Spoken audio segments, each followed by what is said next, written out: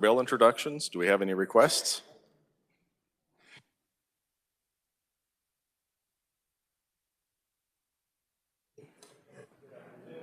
You might have to hit your little red button on the mic stand there for, How about that? there we go. Good afternoon. My name is Josh Brewer. I'm the Executive Director of Habitat for Humanity of the Northern Flint Hills. I'd like to introduce RS 1708, which is an amendment to 79503A to recognize the restrictions on real estate in a community land trust. Okay, thank you. Committee, are there any questions? See none, any objection?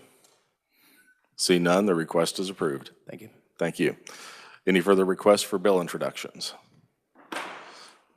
All right, seeing none, I will turn it over to Representative Helgerson. He is going to give us an update on the, or a report out from the Sales Tax Exemption Subcommittee.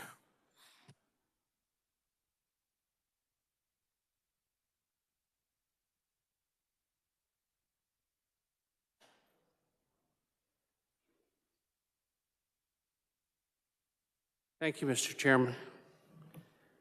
Subcommittee met on a couple occasions, had some information provided to us, and we decided to eliminate all taxes. Aye? Oh. Aye. You know, when I volunteered for this task, I didn't realize the magnitude of it. The idea we had the wrong idea in this committee, and we don't change it. And I think we should decide right now to start changing the system. You are, in essence, our board of directors for the state of Kansas. But we deal on an individual basis on some of the things that shouldn't be dealt with. It should be dealt with by the department. We should just simply say, these are the guidelines. And these guidelines are what the statute calls for currently and what we believe the future statute should be, and let them handle it. We will deal, well, we just heard an example of a 501c3 coming in, and in fact, I have been holding a hospice bill about giving them additional exemption, and I thought, you know, this is the same situation that's been going on for 30 or 40 years. Whether or not you want to look at exemptions, whether or not you want to look at credits, whether or not you want to give businesses tax breaks, whether or not it's for telecommunications or cable or whatever. We make individual decisions depending on who our friends are, what are the arguments we hear on a particular day, but there is no larger belief about how our tax structure should be put together and how we should implement it in the years to come. And even further, we never give guidance to future legislators about why we've done it. It is only put in place because we have a piece of legislation. And I'm probably the worst offender. I can change a piece of legislation very easily by just a proviso. Before we start revamping or we're looking at the credits, as some of you have suggested, or looking at the individual exemptions, I would challenge you that if we think of this in the broader sense as the board of directors of the state of Kansas for all of the taxation policy, then we should decide to change our role a little bit and change our role for what the department does. Now, I told the chairman I'd only take a couple of minutes because we're busy, but before I write down anything, I need some guidance.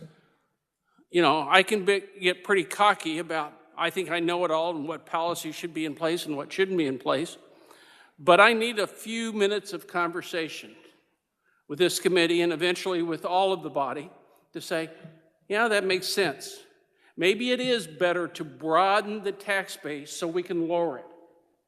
We've heard that for several times, but have we ever decided that that's the direction we want to head? Well, I'm posing you the question right now.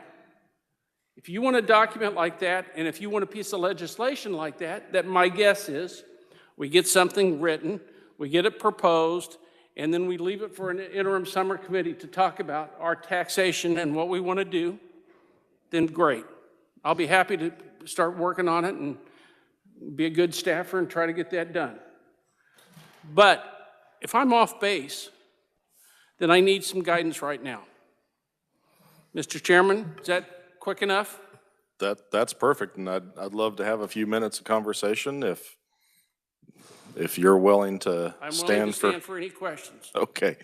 Committee, is there any discussion? Representative Sanders? Thank you, Mr. Chairman. So as I understand it, at the end of the day, you think that this needs to be decided by an interim committee. At least an interim committee brings a solid proposal to this committee and then the full legislature next session. I think the nuances that are there are so complicated that when you start looking at it, when I start looking at it and when the subcommittee started looking at it, it'll take time to gather all of the pieces together, but it's also take time for us to agree that this is the direction we're heading. Let me use the example, the sales tax on food. We had several years of hearings, we gathered some, but did that really fit into our overall tax policy of the state?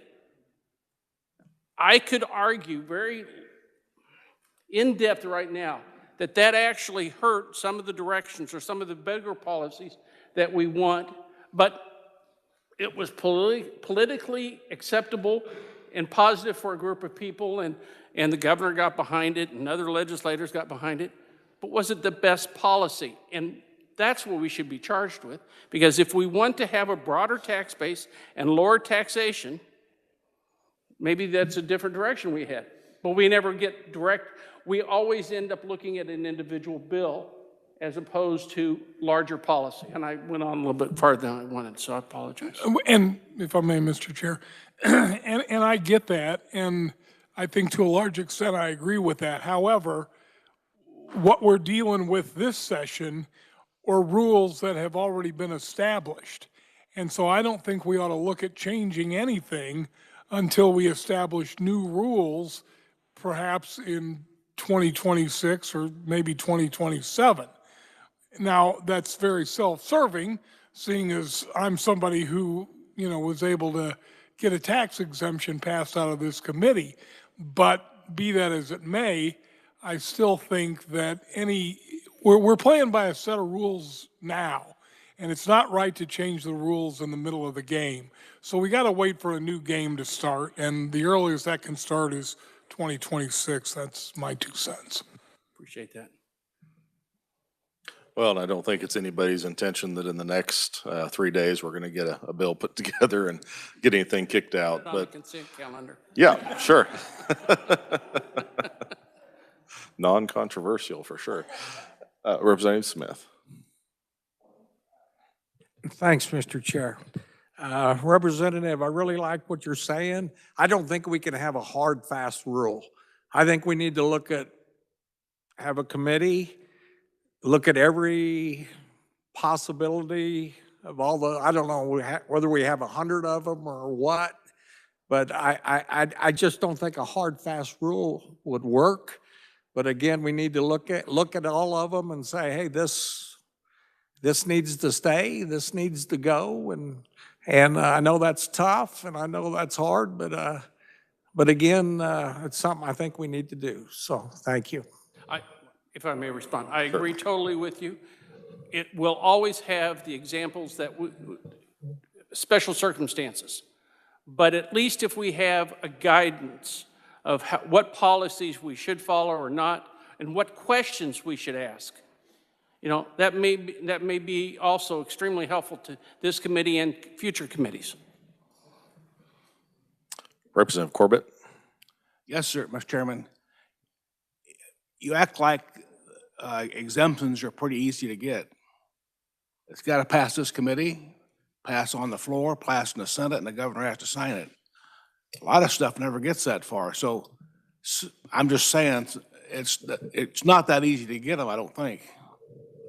I agree. It's very difficult, except if you're with the Girl Scouts. Well, I think that's what creates the disparities at some point.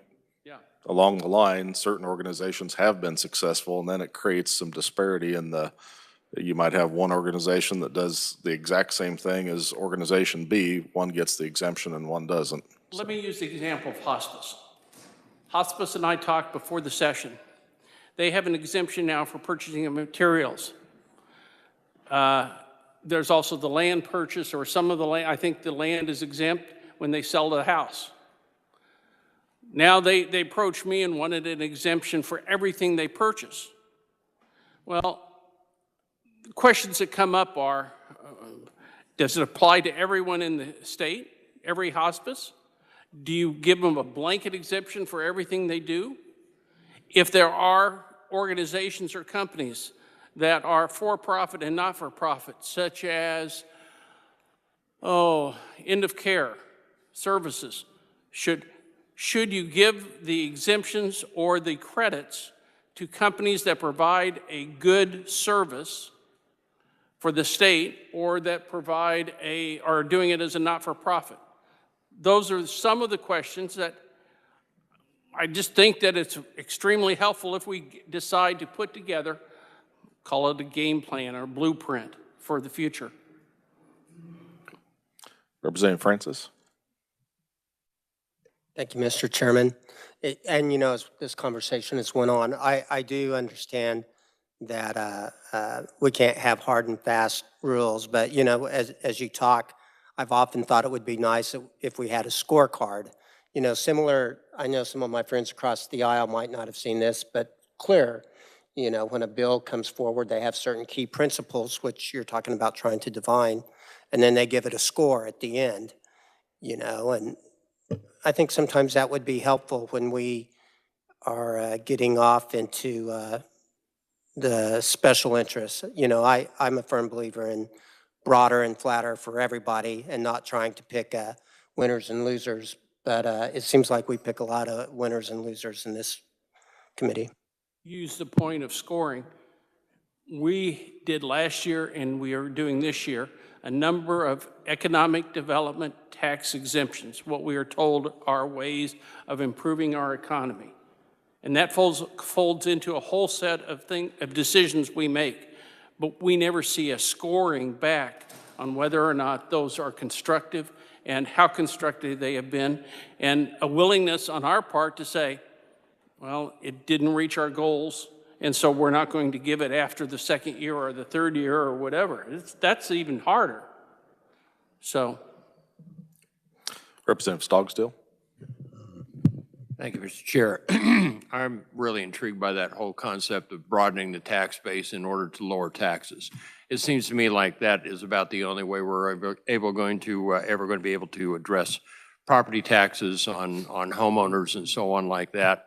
And I think this really deserves a very serious look between sessions this year, and more than just maybe 2 or 3 days of an interim. I think we really ought to look at our entire tax policy in the state of Kansas and develop something that broadens the tax base to lower the taxes. So I would be very much in favor of having that happen between sessions this year. Representative Carlin? Thank you, Mr. Chair. I have a couple of things just to comment. Recently, the governor did have a tax advisory commission or something.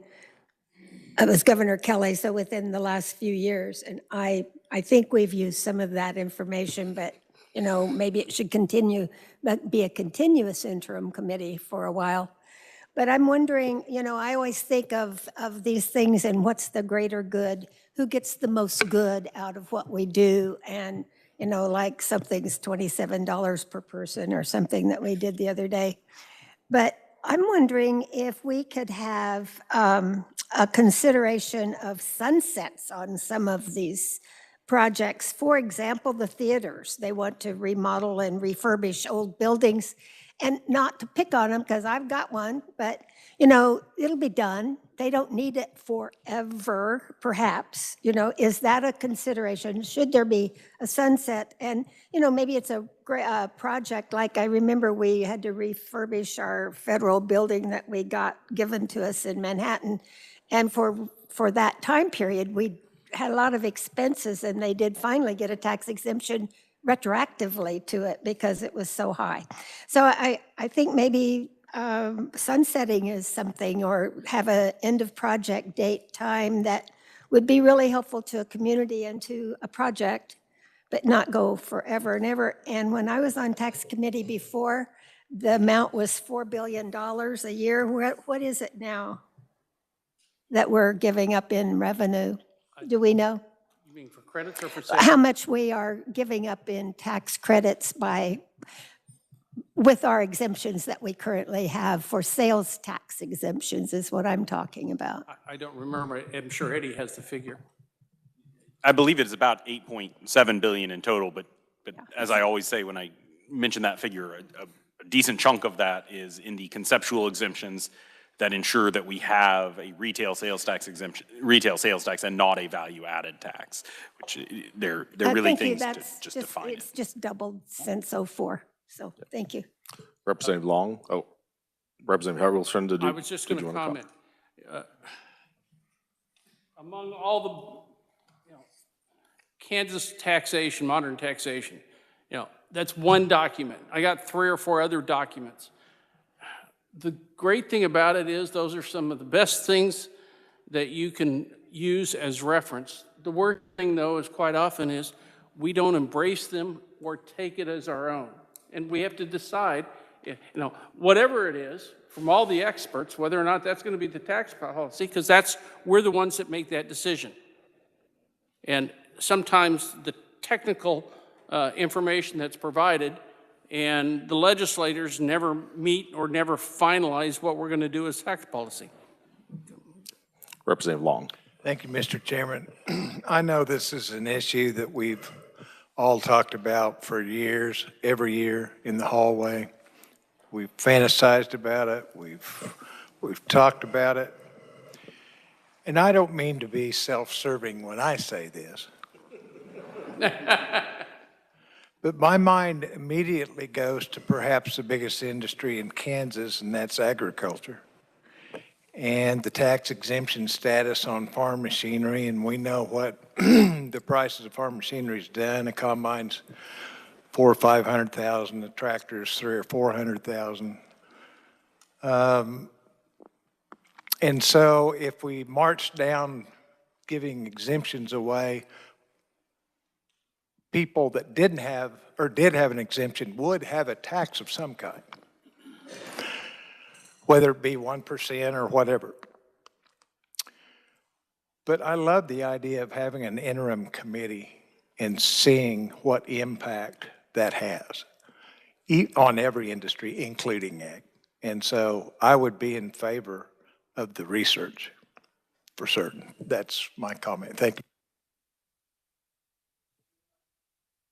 When I was a young legislator, come back 4 years, I thought, well, yeah, we'll get rid of this exemption for the farm equipment. And, I thought that'd be great. And then we have all this extra money and do it for whatever.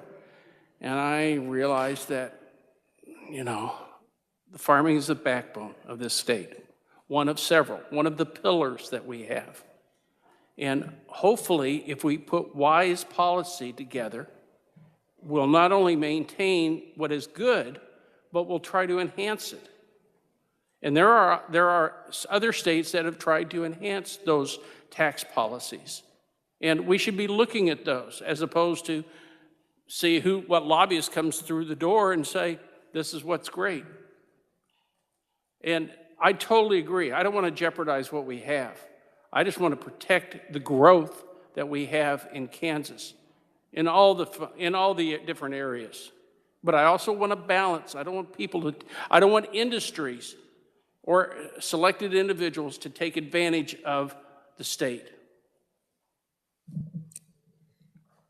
Kind of along the same lines of the farm machinery and equipment and the food sales tax, I have no doubt that we could sit here in committee and create the perfect tax policy if Kansas were an island. Because one of the dynamic pieces we have to keep in mind is it's pretty easy for people, especially on sales tax. That's probably the most portable tax there is.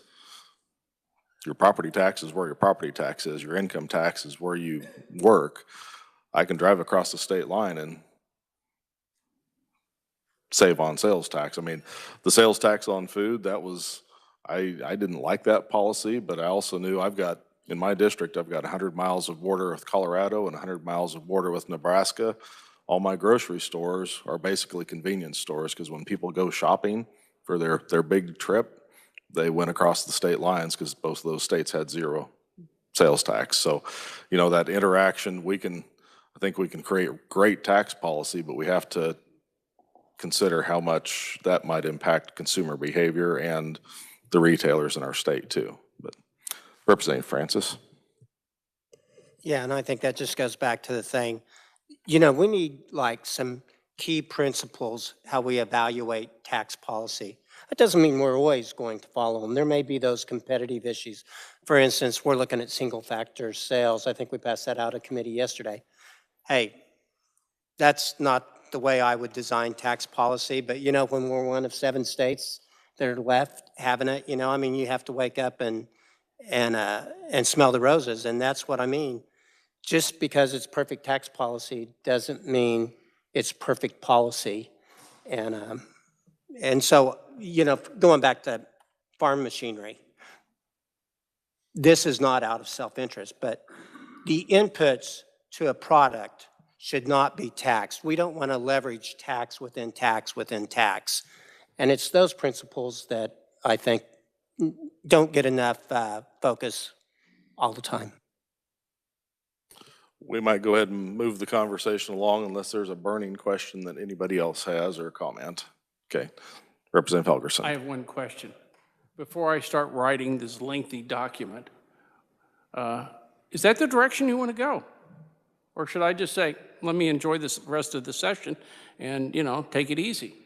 I don't mind putting in a few hours, and Eddie is going to, kick me a few times for saying this, but, the two of us, could probably put something together that you could look at before the end of the session. And you can decide if that's the direction we want to go or not. But if it's not, then I want to drop it. I guess I would respond by saying, yeah, we need to start at the base and decide what we want to tax. I mean, are we taxing that final retail sale? And if that's the case, we need to take a look backwards from that final sales transaction and identify all of the different steps along the way. We've got a sales tax exemption for ingredients and component parts. If I'm buying nuts and bolts that become part of a final product that is sold, those should probably be sales tax exempt. If my office assistant is buying pens and notepads for the office, that's not really an ingredient and component part. That probably should be taxed because that final sale is to that use. I think there's a lot of those really basic questions that when we start looking at sales tax exemptions, we dive into it, we dive into the statutes, and it's paralysis by analysis. I think we need to answer some simple questions on when should things be taxed and when should things be tax exempt. The situation with the 501c3s, they've already jumped through a lot of hoops to qualify for that 501c3 status. Is that something that we as a state feel should, that, I wouldn't say that industry, but that status, is that something that should be tax exempt? And I think we need to answer some of those simple, broad questions in order to create that guideline or that path for what should and shouldn't be. If that's the direction of the committee, then if Eddie doesn't shoot me, then we'll try to put a document together and put it in your hands before the end of the session. So you can review, criticize, say what's good and what's bad, and decide how we go from there. That would be my preference, and then we've got to start somewhere, and then we can start that discussion. And if it's an interim committee, or if we just want to tackle it next year within our own committee, usually interim committees are joint Senate and House membership, and it's not all of the tax committees. So I enjoy the discussion we have in this committee. I'd love to do it within this body, but that also means we wait and we don't get really started on it until next year. So if it's agreeable, then, and again, if Eddie doesn't shoot me, His we'll aim's try to pretty get something bad, next yeah. week, for you to look at next week. Okay. Is that all right? Late next week, he said. All right, Maybe Friday afternoon. all right. Next week, next Thursday or Friday. Thank you very much. Thank you for your work, and thank you to the rest of the committee that volunteered to serve with Representative Helgerson and kind of start that initial discussion. Committee, we're going to start working some bills, and, oh, my computer went to sleep. The first bill I'd like us to take a look at is Senate Bill 269. It is the Board of Tax Appeals filing fee. I'll let everybody get that pulled up.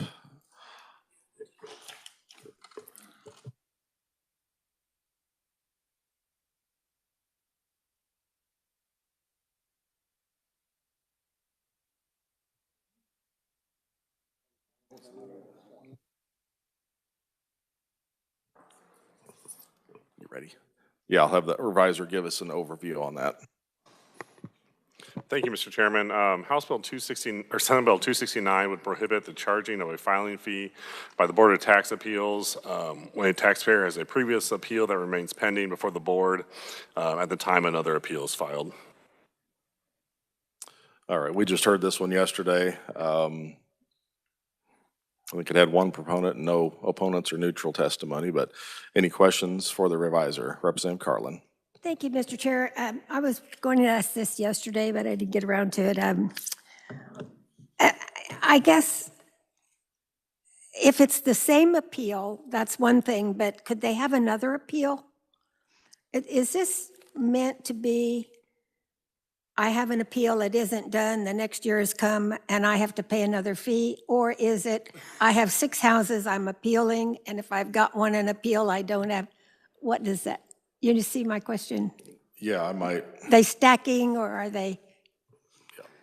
How do we define that? I'll have staff answer that.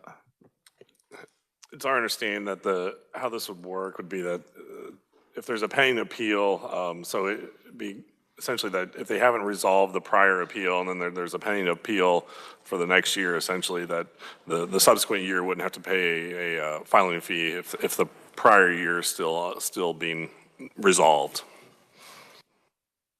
For the same appeal? For the same, I'm assuming that would be for the same parcel. If they filed an appeal on a different parcel, they would have to still pay that filing fee.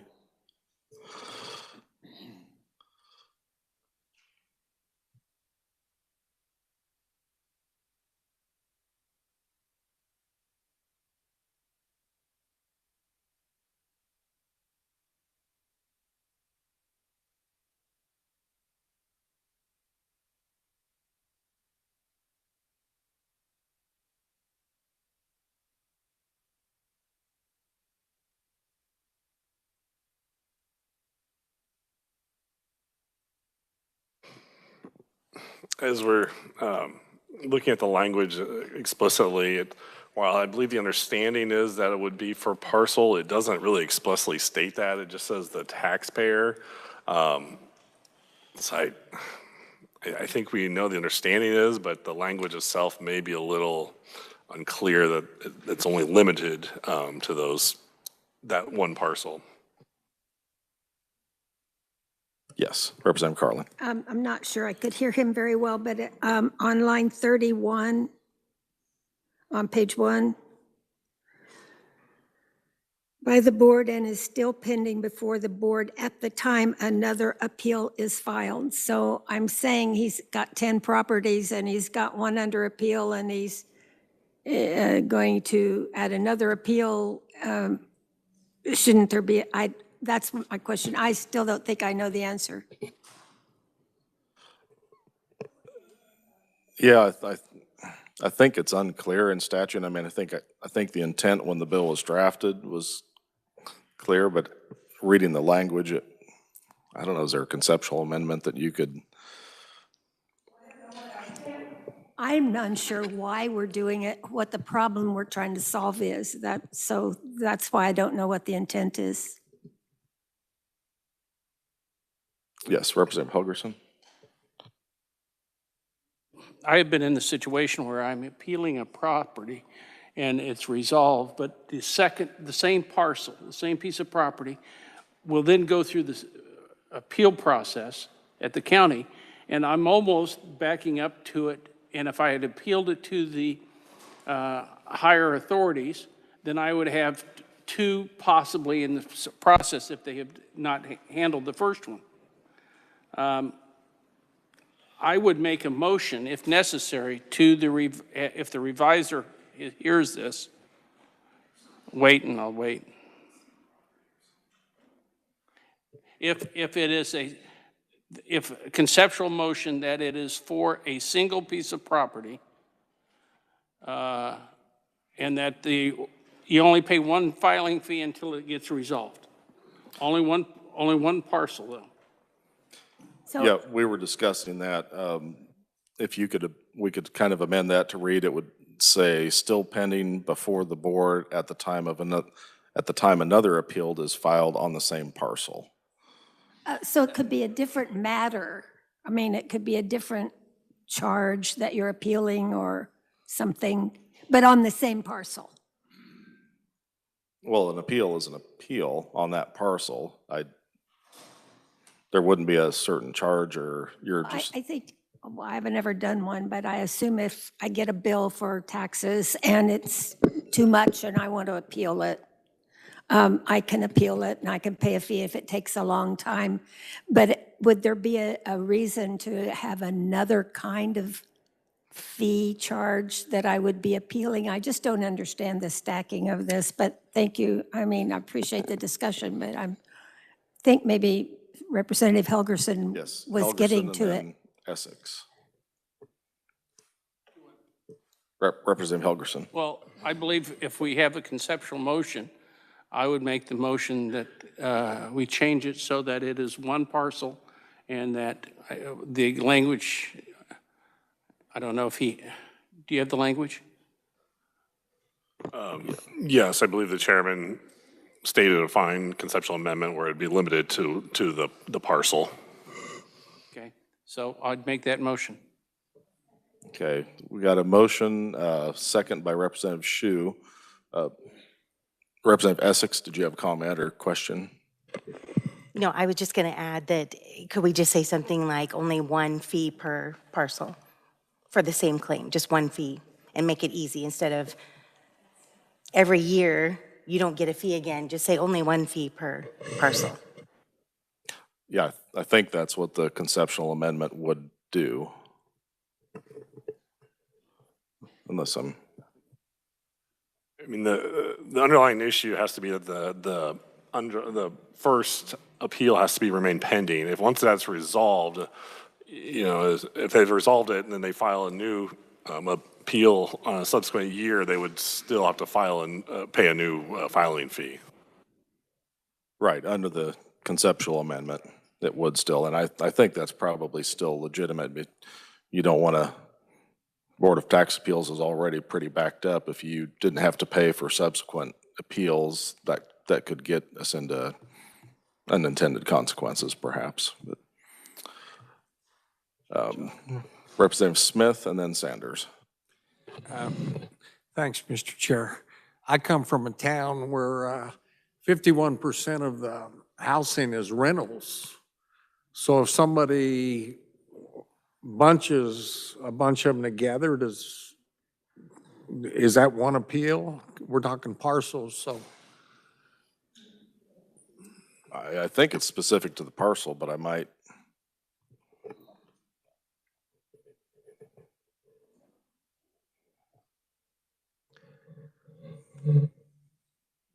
Yeah, so that would depend upon how the property is parceled for property tax purposes. If all of the rentals are part of the same property, that would be one appeal. They would be appealing the value of that property. It wouldn't be, 25 different appeals in that circumstance, unless the property is split 25 different ways for tax purposes. Thank you. Okay. Representative Sanders. Thank you, Mr. Chairman. So my understanding of the underlying bill is if somebody files an appeal, it doesn't get resolved in a timely manner, and it spills over into next year and there hasn't been a resolution yet, that appeal is still active and doesn't require a second filing fee to continue that appeal on until after the original appeal is resolved. Is that not it?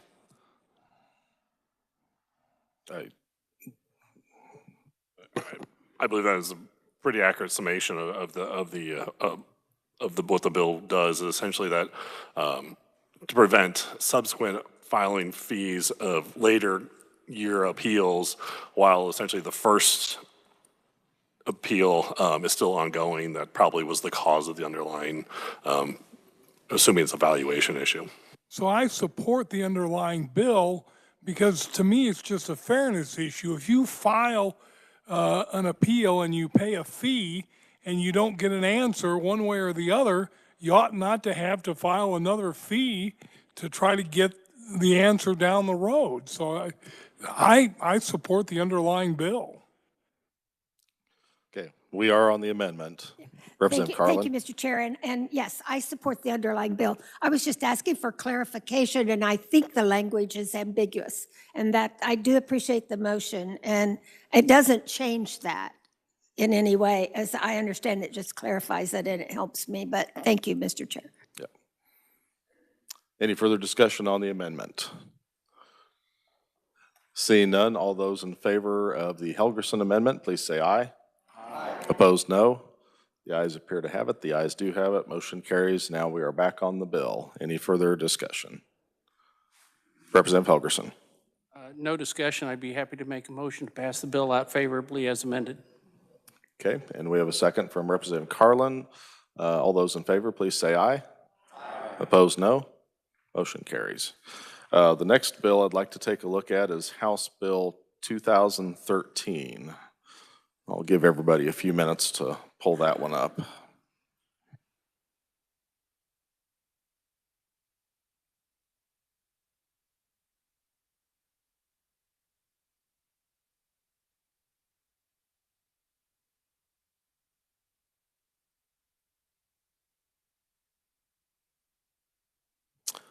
Okay, Adam, would you give us a summary, please? Thank you, Mr. Chairman. House Bill 2013 would discontinue from sales tax from being imposed on cable, community, and antenna and television services. Currently, sales tax is imposed on these certain services under the sales tax imposition statute. Subsection K of the bill would be stricken to remove these cable, community, antenna, and television services from sales tax, so that would be no longer imposed on these services. Committee, any questions for the revisor? Seeing none, is there any discussion? Representative Francis. Thank you, Mr. Chairman. I have an amendment.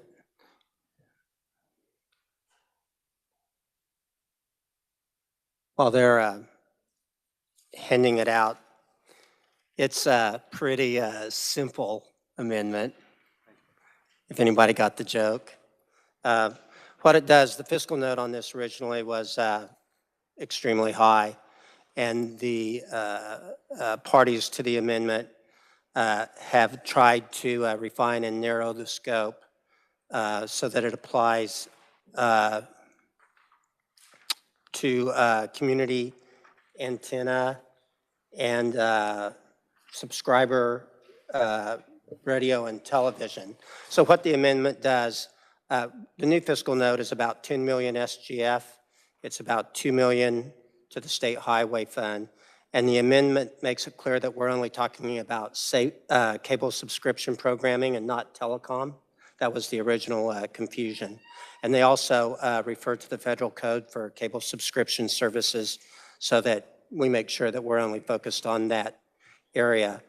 And, you know, this bill is really about parity because Kansas does not tax streaming services. So some of these things, like YouTube TV, that's one of the ones I use, they essentially do the very same thing, but they don't pay sales tax. And in addition to sales tax, these companies also pay local franchise fees, fees for community improvement districts, and local sales tax.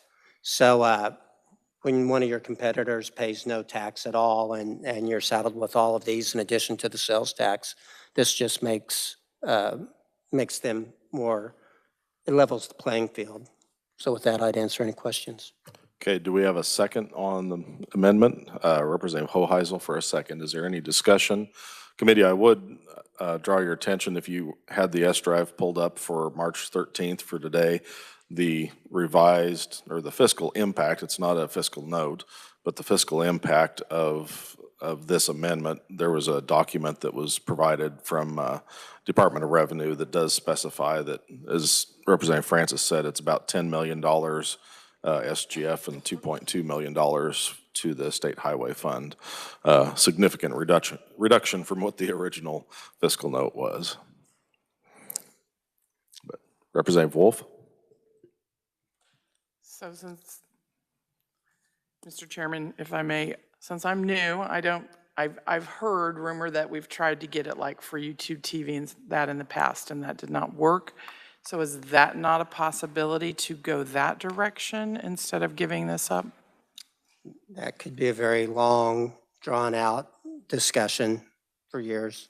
But yeah, that's what necessitates this, is because we don't tax digital goods, sales tax. So if we did pursue that and we were able to get that done, then we'd put sales tax back on this? And then you also have to deal with the fact that these companies pay franchise fees to their local governments. They pay community improvement district taxes and things like that. So that's another thing that creates the And discrepancy. the streaming services pay nothing? That's my understanding. Okay. Thank you for that. That kind of harkens back to our original discussion with Representative Helgerson. Those are some of the questions we have to answer. If I buy a digital book, I don't pay sales tax on it. If I go down to the bookstore, I do pay sales tax on it. We need to create some parity, but I know Representative Helgerson is taking notes. Any further discussion on the Francis amendment? Seeing none, all those in favor say aye. Aye. Opposed, no. Motion carries. Motion carries. Any further discussion on the bill? Representative Hsu. Thank you, Mr. Chair. I think for the sake of that discussion is why I'm going to vote no on this. I don't think we should discontinue this sales tax. I think we do need to make things equal the other way. This is a final product that users are consuming, and then I think we should be taxing that. And so I'll be voting no on this. Any further discussion? Seeing Representative Everkamp. Thank you, Mr. Chairman. I just want to say I agree with the previous speaker. Okay. Thank you, Mr. Chairman. All righty. Seeing no further discussion. Oh, Representative. Yes, I'll Representative Hoheisel for a motion. Thank you, Mr. Chair. I move that we pass out HB 2013 favorably as amended. Okay, do we have a second? Representative Francis, all those in favor say aye. Aye. Opposed, no? No. Division's been called. Tanner, would you mind there? Very good. Okay, all those in favor, please raise your hand.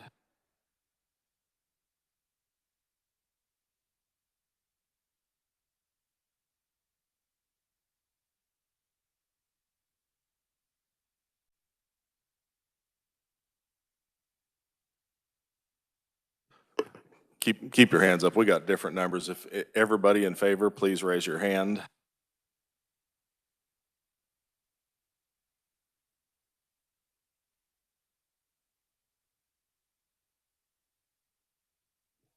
Okay, and all opposed?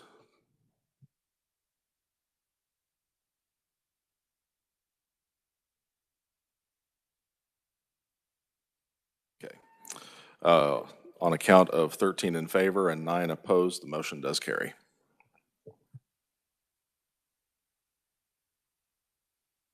Yes, does anybody wish to have their vote recorded? Any aye votes wishing to have recorded? Any no votes? Representative Chuck Smith? Okay. Oh, Representative Wolf, did you want your vote recorded was it a no vote? Okay. Okay, committee. Next, we're going to go next to House Bill 2387. This is the Cedar Crest tax credit extension. I'll let everybody pull that up, and I'll have the reviser give us a summary of that bill. Thank you, Mr. Chairman. Under current law, there's a income tax credit for gifts made to the Friends of Cedar Crest Association. When the bill was went into effect several years ago, there was a sunset clause put in the bill, so that way, starting in tax year 2026, the credit would no longer have effect. The underlying provision of this bill would extend the credit availability for 10 additional years, which would go through the 2035 tax year. All right, committee, any questions for the reviser? Seeing none, any discussion? Representative Sanders? Thank you, Mr. Chairman. I have an amendment.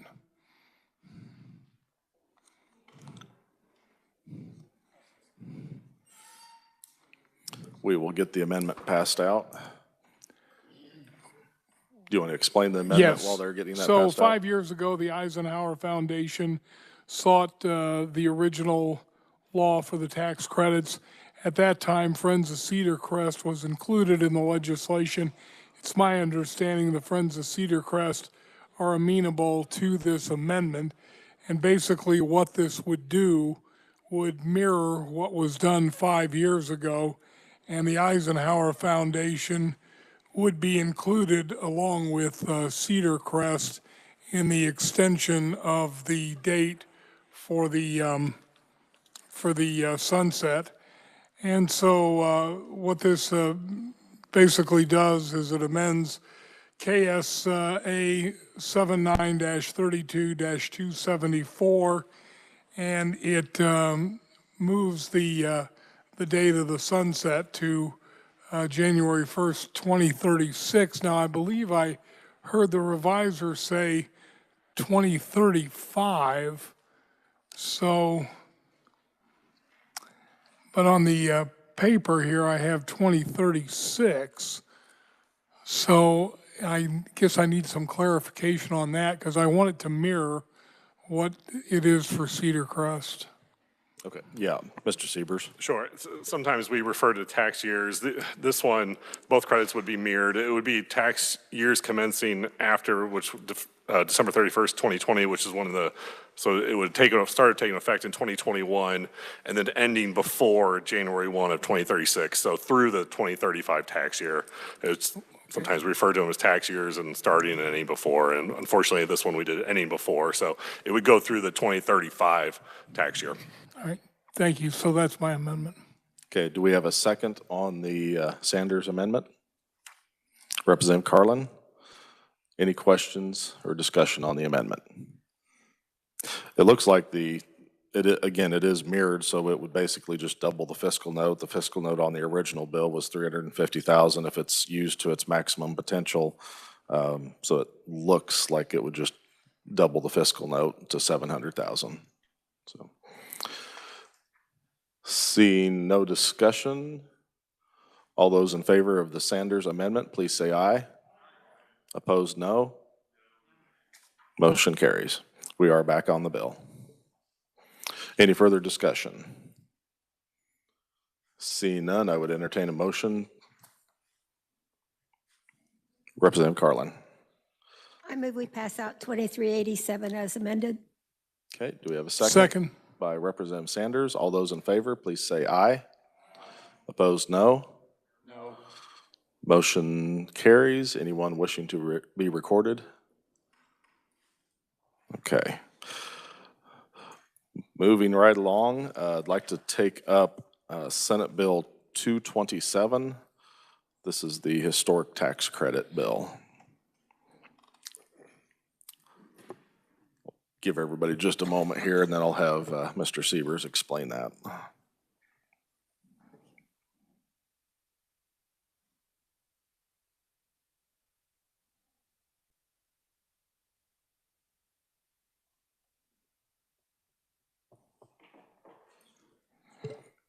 Okay, Mr. Siebers. Thank you, Mr. Chairman. House Bill 227 would amend the tax credit for qualified expenditures for the restoration and preservation of historic structures. There's kind of an elevated set of credits.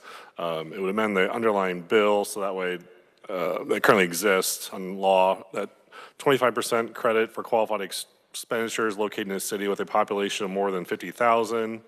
If the expenditures equal at least 5,000 but less than 50,000, a 40% credit with a population of more than 50,000, and then the expenditures exceed $50,000, a 40% credit in a city, township, or unincorporated area with a population of 50,000 or less, and the amount of expenditures equals at least 5,000, excuse me. And lastly, 40% credit of qualified expenditures made to a qualified historic structure as long as the expenditures would equal at least $5,000. Okay, committee, any questions for the reviser? Representative Smith? Mr. Chair, do we have a fiscal note on that? Yes, the fiscal note, as presented, was $600,000 to SGF in fiscal year 26, 1.9 in fiscal year 27, and 3.1 million in fiscal year 28. Can I just Yes. make a comment? Certainly. Yeah, I know that doesn't sound like a whole lot of money. I come from a hometown, Atchison, which is full of historical homes. I was in all these homes. My dad was a plasterer by trade, so I got to see all these beautiful interiors and so forth. So I love historical homes, but I just don't think it's a good year for this tax the way we are right now. I just think it's something I would vote for maybe in the future, but right now I just don't think I could vote for it. So thank you, Mr. Chair. Okay, any questions for the reviser committee? Okay, do you have a question for the reviser or, okay. If there are no questions, Representative Alcala. Thank you, Mr. Chair. I think this is a good bill and I support it. I think the more we put it off, the more costly it can get for people that have these historical structures. But sometimes we overlook certain details when we give these tax credits out. I know we've done it in the past and we just don't think about it. So with that being said, Mr. Chair, I have an amendment. And if I can get the reviser to explain the amendment, and I can give, while he's passing that out, I can give the small details. Yeah, they'll get that distributed, and if you want to give us a summary. The amendment basically says if you owe back taxes to the state of Kansas, then you don't qualify for these tax credits. I think it's unfair if you owe the state taxes and then you turn around and work on a project and you get tax credits. I just don't think that's a good look, and I don't think it's good business.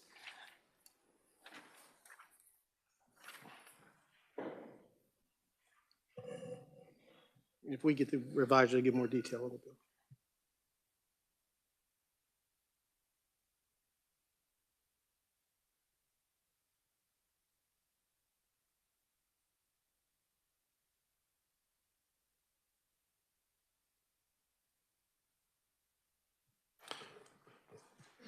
Okay, Adam, would you mind kind of giving us a detailed explanation, please?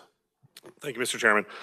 Yes, under the amendment, a new provision would be that the taxpayer, which is commonly referred to under the underlying bill or statute, would not be eligible for the credit in any tax year if the taxpayer, which is comprised, generally we're dealing with business entities, of any shareholder, partner, or member of the taxpayer has an outstanding tax liability, which would be due to either the state of Kansas or a political or taxing subdivision. So essentially, if a tax liability is owed to the state or would be owed to any city, county, or political subdivision, would not be eligible for the credit. And then there's also kind of a catch-all provision where if they've received the credit, such credit would be void if they were deemed to be ineligible to have received the credit. Okay, I didn't realize that. I read right over that. So this would also include any delinquent taxes at the local level. Okay. All right. Do we have a second on the Alcala amendment? Representative Stogstill. Further discussion on the amendment? Seeing none, all those in favor, please say aye. Aye. Opposed, no. Motion carries. We are back on the bill. Further discussion on the bill. Representative Corbett. I think the bill's a pretty good bill. The thing that I worry about on these historical structures like we have in Kansas, every year that you put it off and you don't fix them, normally your cost to repair gets more than just you can handle. So there's a lot of things that need fixed, and if it can work, I'd like to get them going.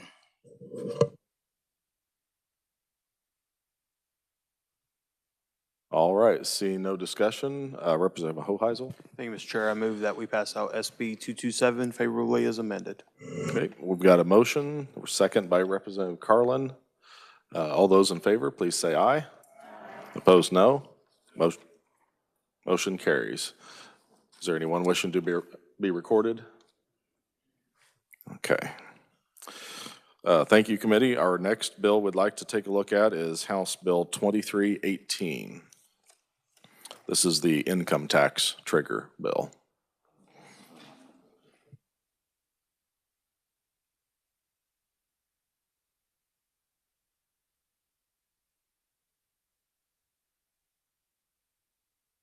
Okay. Mr. Sievers, would you mind explaining the bill? Sure. Thank you, Mr. Chairman. House Bill 2318 would provide that for possible future income tax rate decreases. The decreases would be contingent on a formulaic calculation of whether the state general fund collections would exceed a comparison over prior fiscal years compared with a base year with calculated increases for inflation. Assuming that there would be an increase, the Department of Revenue would calculate the amount of excess and convert that into a tax rate decrease.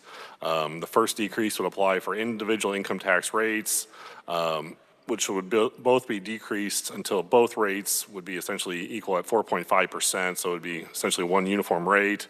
Then any future decreases would apply to corporate income taxes until the surtax on corporations and the normal income tax would be also equal to 4.5%, at which time all future rate decreases would cease. Okay, thank you, Adam. Are there any questions for the reviser? Okay, seeing none, I was going to have Eddie pull up water. Oh, the bill number is House Bill 2318. My apologies.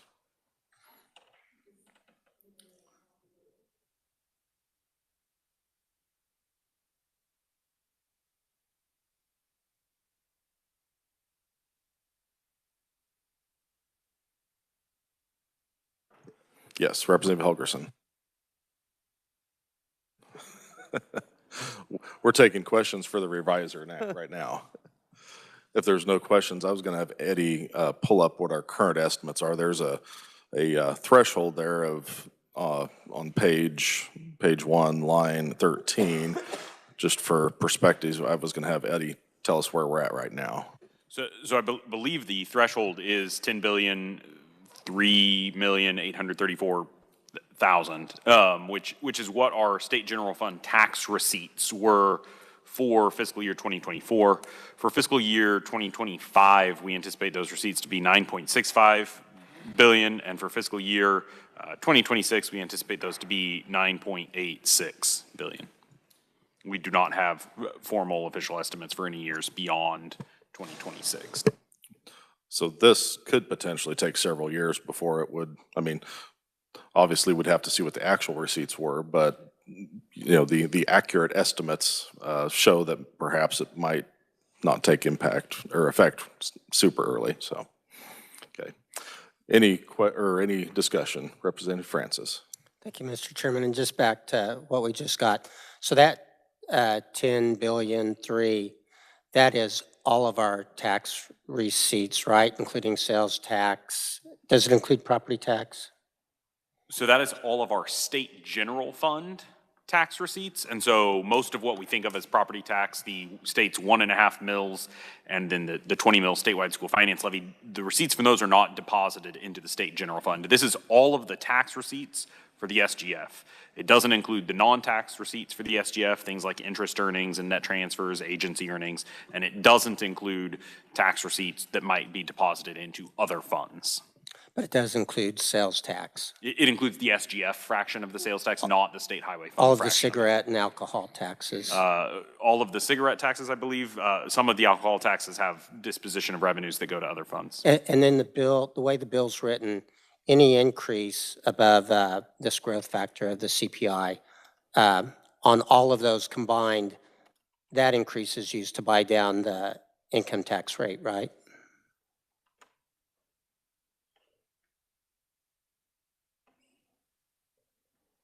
Yes, essentially, once the receipts would exceed the base year, which is that $10 billion amount plus inflation adjustment, it would have to exceed that, and then the threshold increase above that amount would then be used to essentially buy down the tax rates. So just a question, sales tax growth is what could actually be used to buy down income tax rates? As a component of the underlying, okay. Yes. Okay, committee, any further discussion? Representative Sawyer. Yeah, I don't like this bill. Right now, the number one issue I hear about and have for some time now from constituents is they want property tax relief. We provided income tax relief last year. We passed a bill that provided some pretty significant income tax relief. I think it's time we concentrate on property taxes. So I think it's the wrong time to even consider something like this. So I think our focus should be on property tax relief, and we shouldn't support this bill this year. Okay, Representative Hoheisel. Thank you, Mr. Chair. Just to clarify, we're off questions for the revisor. Yes, we're on discussion of the bill. I do have an amendment. Okay.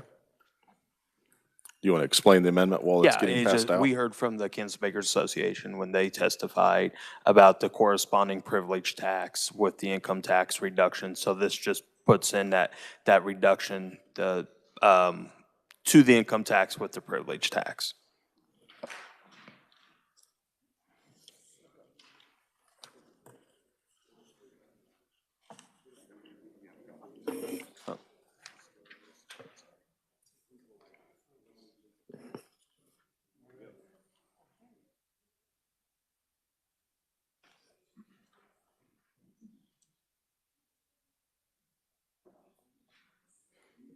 Mr. Chair, if I may proceed.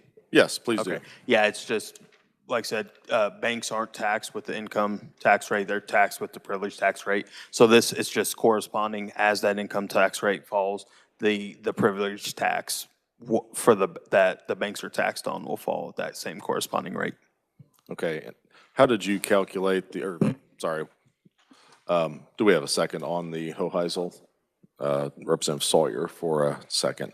I assume that 2.82 and the 2.90, are those just proportionate to the reduction If you corporate read the tax? testimony of the Kansas Bankers Association, they list that chart on there, so this follows that chart. Right, yeah, I didn't have that in front of me. I assume that's probably what it was, so.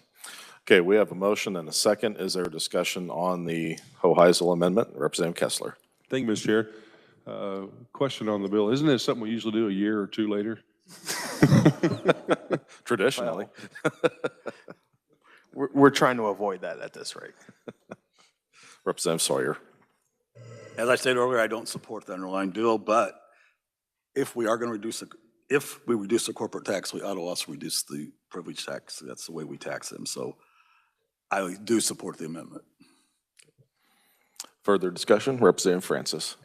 Yeah, it's just going to take longer before we can get enough money to do something on property tax, one more one to buy down. Okay. Seeing no further discussion on the amendment, all those. Yes, Representative Helgerson. Nobody's asked the question, where's the money go? What do you?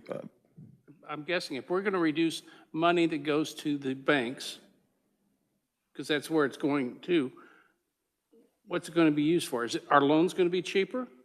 Or is the reduction that we're going to make go to stockholders? I think that's a fair question that you could also ask on the income tax reduction. Where is that money going to go? Is it going to be passed on to savings on to the consumer, or is it going to go to stockholders as well? Yes, Except Representative that Helgerson. With one as a broader, it's going to go to income taxpayers, and it's also go to corporations across the board. Those that have corporations, they'll have the choice of either using it for the jobs or how many banks are privately owned in this state? I don't have that number. I can get you that number, but I don't know, have that number. and I can get that too. Okay.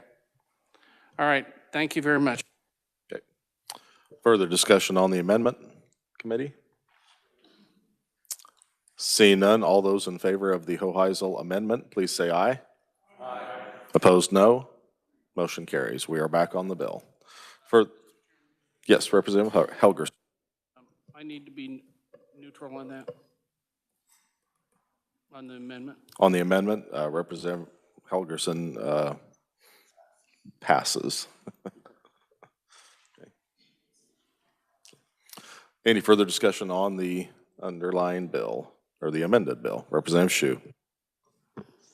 Thank you, Mr. Chair. Yeah, my problem with this primarily is just that any growth that we might get in the revenue, and given the current stock market, probably maybe not for a couple years, but if we are so blessed to have a couple of good years, that this just completely eliminates us being able to solve any other problem other than income tax, which again, people are already not asking for because we just provided them income tax reductions last year. So if we want to solve any other problem other than just reducing income taxes and corporate income taxes and now privilege taxes, then that would be a good reason to vote no.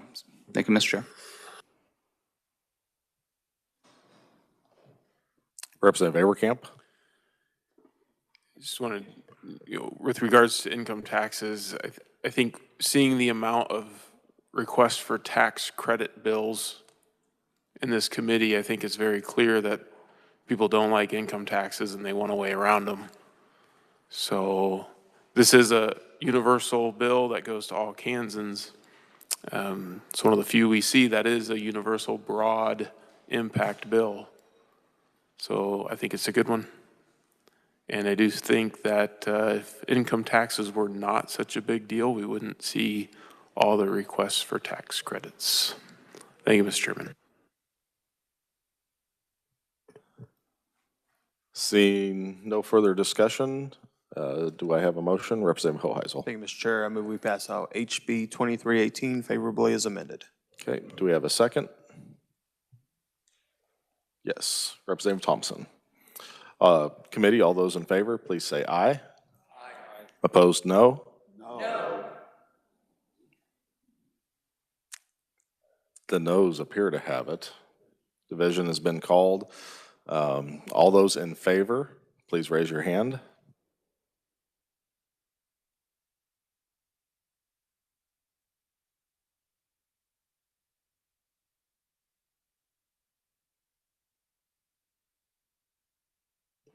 And all those opposed?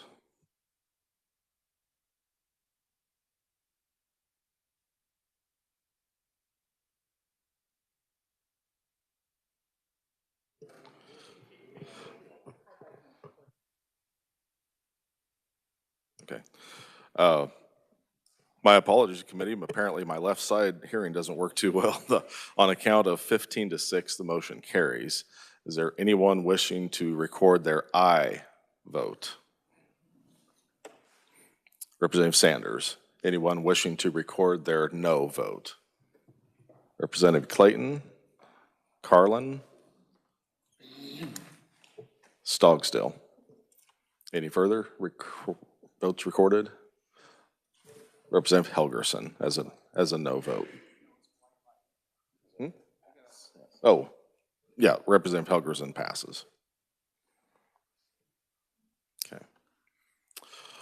All right, committee, motion carries.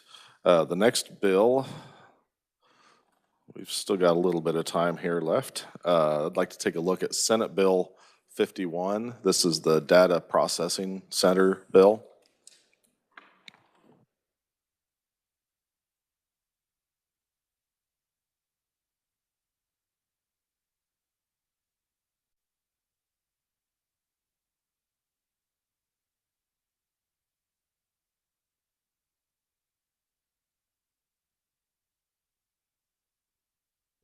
All right, Mr. Siebers, would you please give us a summary? Thank you, Mr. Chairman. Senate Bill 51 provides sales tax exemption along with quite a oversight conditions on these data centers that would be placed into service in Kansas. The exemption, sales tax exemption, would apply if a qualified data center makes an investment of at least $250 million and creates and maintains at least 20 new jobs at the qualified data center within 2 calendar years. Pursuant to the bill, the sales tax exemption would last for 15 years after the date of the commencement of operations.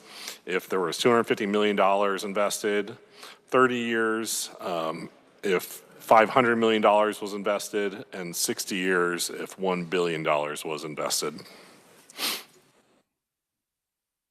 Okay, thank you, Adam. Committee, any questions? Okay, seeing none, is there any discussion on the bill? I do have an amendment.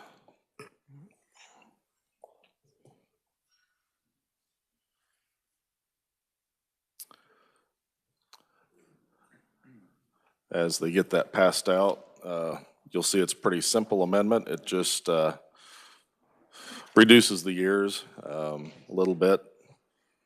Felt the underlying bill was pretty generous, so we're reducing the number of years on the different tiers.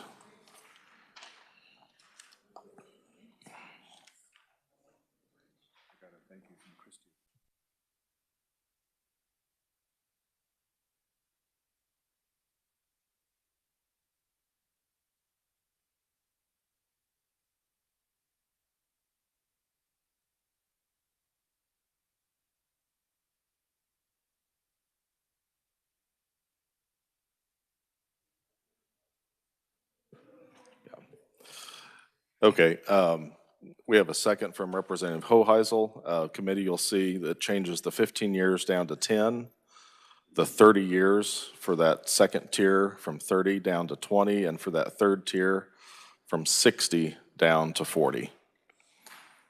Is there any discussion on the amendment? Representative Sanders. So, Mr. Chairman, what was your rationale for these numbers? This was actually a compromise between the proponents of the bill and some of the concerns about the length of the tax exemption. So this was kind of agreed upon compromise. So the proponents are comfortable with these numbers? I don't like speaking for them, but that's this the way it amendment appears to came you. from them. So Thank you. I volunteered to carry it. So I hope they're okay with it because. Any further discussion on the amendment? Seeing none, all those in favor, please say aye. Aye. Opposed, no. Motion carries. We are back on the bill. Any discussion, committee? Representative Essex. Thank you, Mr. Chair. I know we heard from some of the conferees that we could tax the electricity. We heard that several times. And we know that that could be a definite value for us. My concern is when we asked about rates getting higher because it was such a demand on the grid that they would produce their own electricity. So I wonder how long we would get those benefits. If they're producing their own, we don't get that tax benefit anymore. So I don't know. Would love to know how many years we're actually going to get benefits from energy taxing that.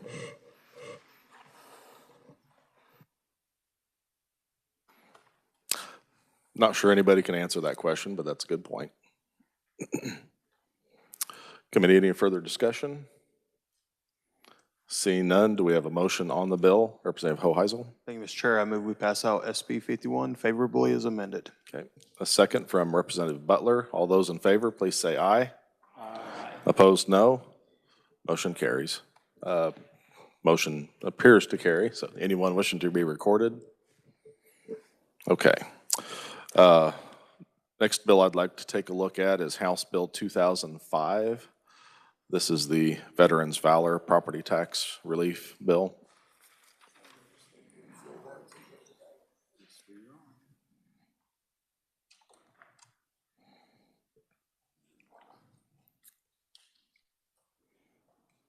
Okay, Mr. Siebers, would you give us an overview, please? Thank you, Mr. Chairman. House Bill 2005 would establish the Veterans Valor Property Tax Relief Act.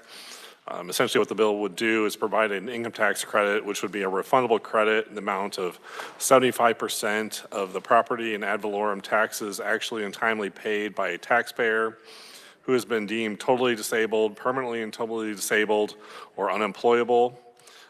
These have to be taxes paid on the personal property used for residential purposes of the taxpayer. That is the taxpayer's principal place of residence for the tax year in which the tax credit would be claimed. I'm sorry, did I miss something? Did I just hear you say personal property, or? I think that's how they phrase it, but it's essentially their home. It wouldn't Okay. be personal. Just wanted to double check there. Okay. Committee, are there any questions for the reviser? Seeing none, is there any discussion? Representative Avercamp? Thank you, Mr. Chairman. Sorry. Is there any limit to the home value? So let's say it's a $1 million home. Is there a cap on when the benefit goes away, or is it unlimited on the value of the house? I believe it's unlimited, but it looks like the reviser is double checking the language.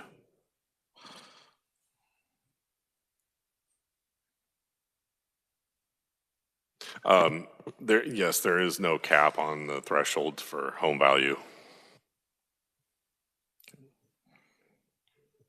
Thank you. Thank you, Mr. Chairman. Okay, any Representative Butler? Thank you, Mr. Chair. I've got an amendment, Adam, that the 50%. Did we have any other questions for the reviser? Okay. Yeah, we'll go ahead and distribute. Representative Carlin? I was just reading here, and in line B, on line 8, number B, it talks about where the tax benefit is, and it says, against the tax liability of a taxpayer imposed, blah, blah, blah. And so that has to be the lifetime of the taxpayer or the lifetime of that taxable. I mean, it's implied. I don't know if it needed to be identified better, but thank you, Mr. Chair. Okay, I'm not sure I understood the question. Is that something you're wanting the reviser to address? Somebody else's question. A friend of Representative Auerkamp's question, I think, was answered in line 8. Look at that and see if that answers your question, Mr. Auerkamp. Yeah, I think the question was answered. Representative Avercamp? The question was answered by the reviser, but line 8 does bring another question. There's also no limit on the income of the person. So if they could be, their income could be $5 million a year, and they still get the tax credit for their $1 million home.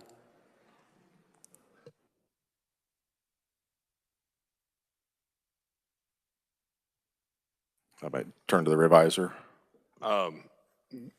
Yes, to answer the question, is the bill makes it subject to the homestead property tax refund starting on line 32. However, all the income and appraised valuations limits that are set forth under homestead would not apply to this section. So there is effectively no income or property valuation thresholds provided under this bill.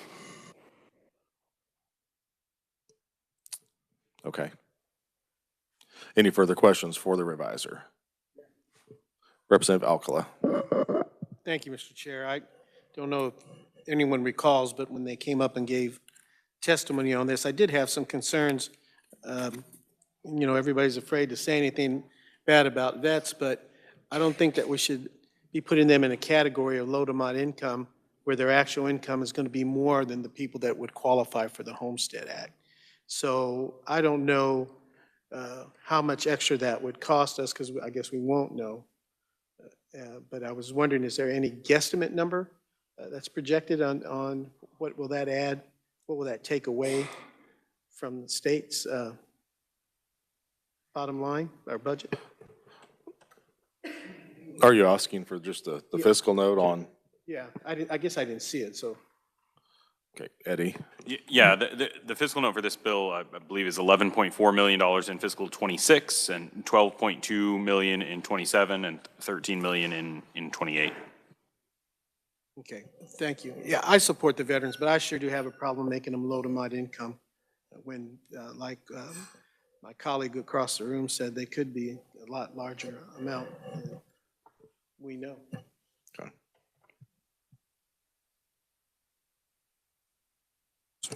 If there's no further questions for the revisor, Representative Butler had an amendment. We'll go ahead and get that passed out.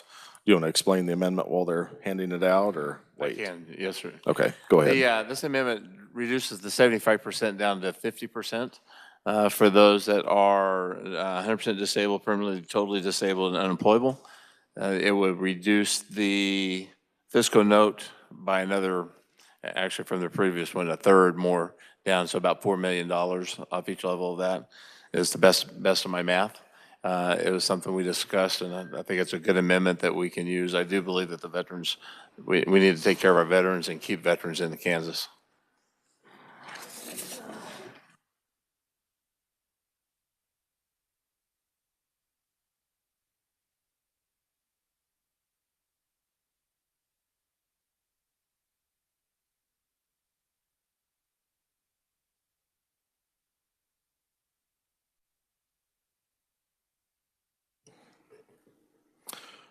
Okay, so you kind of referenced a fiscal note. Does this have, well, first of all, do we have a second on the amendment? Representative Kessler. You said this should reduce it by $4 million or reduce it to?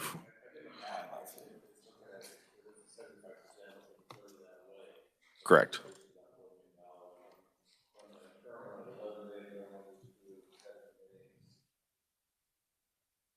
Okay.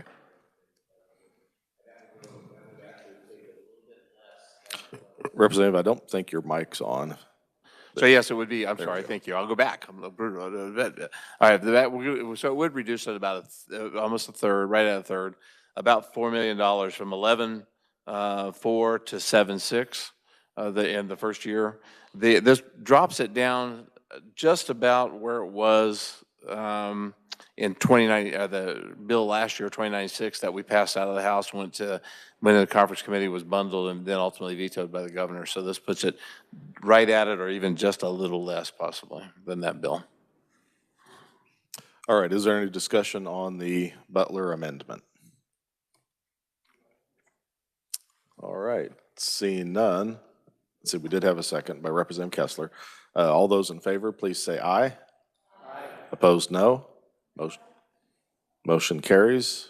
Anyone wishing to have their vote recorded? Seeing none, we are back on the bill. Any further discussion? Representative Butler. I just think it's important for us to understand that what our veterans go through in the military, and some of those that still wake up in the middle of the night in a hot sweat, and just because of things that they've seen over the years and multiple years of deployment and action that the normal person just does not see. And it's an opportunity to take care of those veterans that are out there. We know that, I think in the fiscal note, it said that about half of those that were qualified for this really own a house and would get it. That's why the fiscal note was the way it was. So I will support this. I do support this, and I hope that everybody will support it as well. Okay. Yes, Representative Clayton. Not so much a question, just a request. If we could do our best to make sure this doesn't get bundled with other things in conference, I would really like that. Thank you. All right, seeing no further discussion, all those in favor of the bill? Wait, we didn't have a motion yet to pass it out. Representative Butler, would you like to make a motion?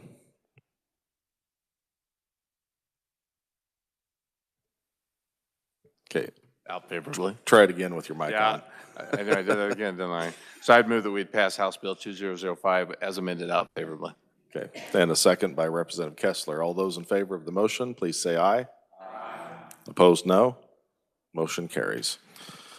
Okay, committee, I think the last bill I'd like to try to get taken care of today is Senate Bill 52, I think. My computer went to sleep.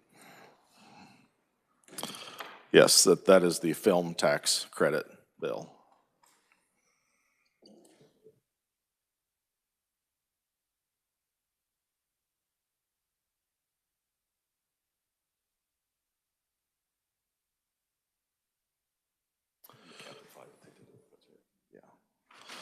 Mr. Siebers, would you like to explain the bill? Sure.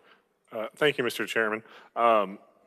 As was similar, Senate Bill 52 is essentially the mirror version of what was House Bill 2038, establishing the Kansas Film and Digital Media Production Development Act.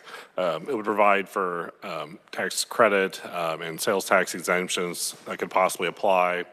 As was identified, the Senate made a few amendments whereby the sales tax exemption would be limited to an aggregate total amount of sales tax exemption not to exceed $1 million per tax year per production company, which would include any contractors. And additionally, the total amount of credit available each year would be lowered from what was $10 million to $5 million. Committee, any questions for the reviser?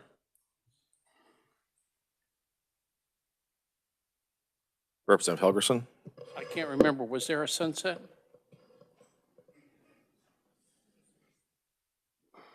Yeah.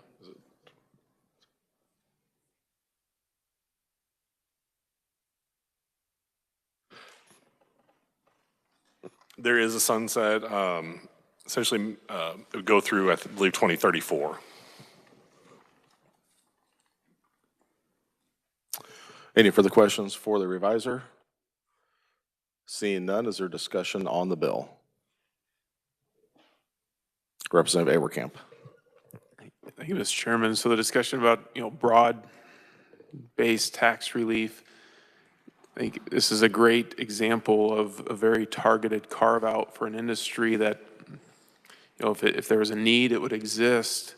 These are transferable tax credits. You go through what some of the allowed expenses are. Yeah, there's the bulk expenses, but we're getting down into food and lodging. So we're giving a transferable tax credit for food and lodging and many other things. But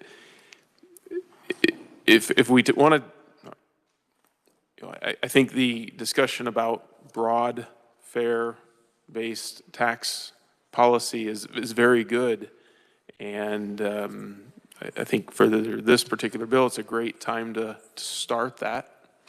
And I look forward to voting no and looking forward to considering tax policies that benefit all of Kansas on a more equal level. Thank you, Mr. Chairman. Representative Shu, and then Stogstill. Thank you, Mr. Chair. I don't know that I agree with that point, because currently, there is no tax base with the people that this bill is touching, right? To go back to our earlier conversation that the chair said, we don't live on an island, and other states are getting films filmed there. Missouri and Oklahoma primarily have a tax credit. Just personally, I love film and TV, and then I would love to see more of those take place here, and that's the intent of the bill, is just kind of move a little bit more of the industry here and get a little bit more of the industry here going. And so if anything, I think this creates, albeit less with the tax credits, but create more of a tax base and get more kind of film industry coming here, whereas right now they just aren't. Representative Stogstill. Thank you, Mr. Chair. Yes, this is an opportunity for Kansas to bring a brand-new industry into the state. And this is an industry that generates billions of dollars in revenue, not only across our country, but across the world. And the people who came in, proponents for this, made it very clear they would like to come to Kansas, but they don't have the tax incentives that Oklahoma, Missouri, Nebraska, Colorado provide for them. This just puts us on an even basis with those. And as I say, has an opportunity to bring an industry here that's brand new to Kansas, and I think would be a great industry to include in our economy. Thank you, Mr. Chair.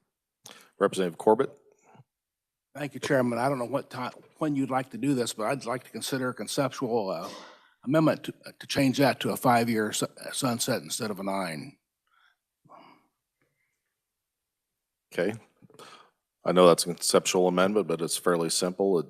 I'll look to the revisor to make sure that's pretty clear on how we would define that.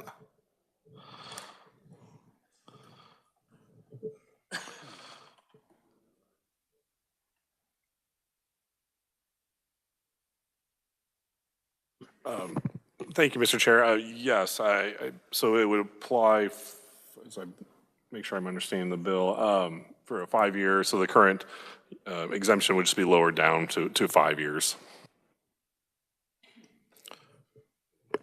Okay, so if everybody explains what is being proposed, we're taking it from a 10-year down to a 5-year program. Okay, do we have a second? Representative Sanders, any discussion on the Corbett? Oh, Representative Clayton.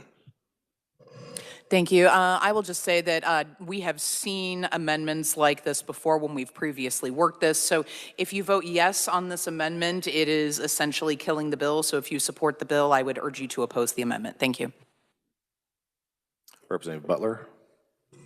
I don't remember. It seems like when we worked this last year, they talked about the number of years it really takes for a production to come in, get set up, go through the process of bringing the actors and whatever it is, or build a set, and then go through the process of filming.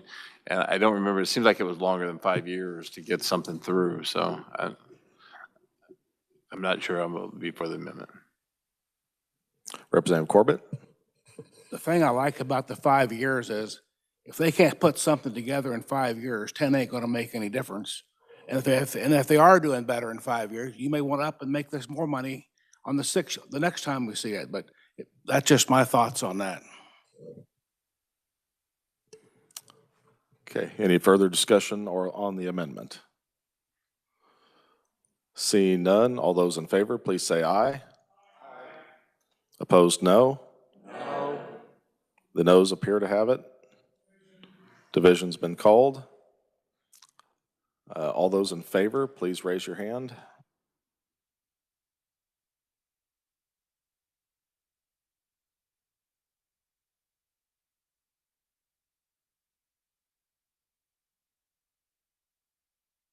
And all those opposed?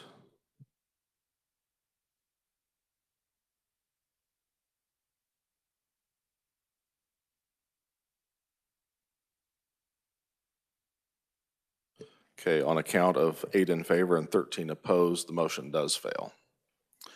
We are back on discussion on the bill. Any further discussion, committee? Representative Sanders. Thank you, Mr. Chairman. I'd just like to reiterate something that two of my Democratic colleagues have said. We don't get in the game. Without this bill, people aren't going to come here and make movies. We do not get in the game.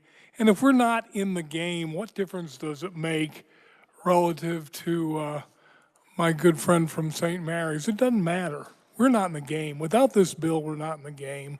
I'll be supporting this. Representative Abercamp. Thank you, Mr. Chairman. I would say we're still not in the game. We're subsidizing the game.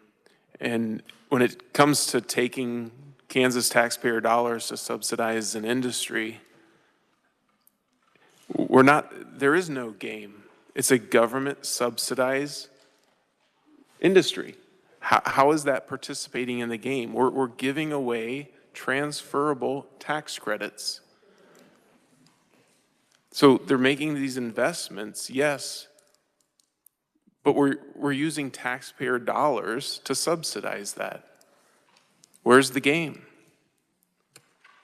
It doesn't exist. This is not how economics, this is socialism. At the end of the day, this is government-run business.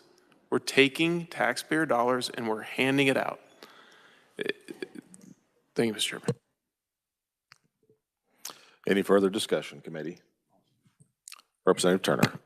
Thank you, Mr. Chair. Yeah, we've heard this bill in the past, and as the revisor said, we had a bill this year, HB 38. I don't remember the number, but that sounds right.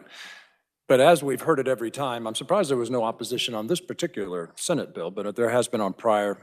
There's studies that show that these things just never really bring the benefit that they're promised to bring. I mean, the certain thing is that the credits will go out and be used, but the uncertain thing is that there's no sustained growth in industry built from these, so I'll be opposed, but thank you. Okay, one last time. Any further discussion? Okay. All right, seeing none, do we have a motion on the bill? Representative Shu? Thank you, Mr. Chair. I move that we pass out SB 52 favorably. And a second from Representative Stogstill. All those in favor, please say aye. Aye. Opposed, no? No. The noes appear to have it. Division's been called. All those in favor, please say aye. Sorry, it's late. Actually, it's not. Okay, all those in favor, please raise your hand.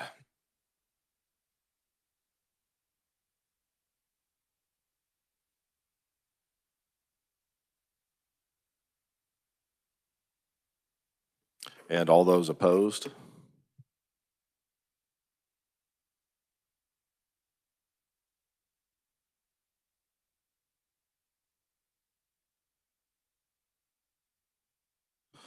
On a count of 12 in favor and 9 opposed, the motion carries. My apologies. Again, my left hearing apparently doesn't work, so. Thank you, committee. I apologize for the late hour. We'll go ahead and conclude our business for the day. We are adjourned.